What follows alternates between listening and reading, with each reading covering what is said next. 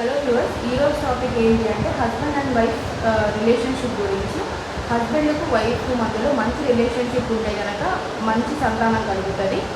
And జనరల్గా ఏంటి అంటే ఈ husband and wife relationship bad అవ్వడానికి చిన్న చిన్న రీజన్సే ఉంటాయి.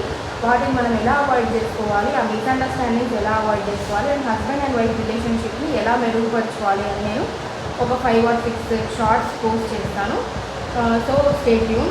ఏంటి అంటే ఫస్ట్ పాయింట్ ఏంటి అంటే హస్బెండ్ అండ్ వైఫ్ మధ్యలో ఉండే ప్రైవేట్ మ్యాటర్స్ ఎప్పుడు కూడా ఫ్రెండ్స్కి కానివ్వండి, ఫ్యామిలీ మెంబర్స్కి కానీ డిస్క్లోజ్ చేయకుండా ఉంటే కనుక భార్య మీద భర్తకు మంచి ప్రేమ అనేది ఉంటుంది, ప్రేమ ఆదరణ లభిస్తాయి.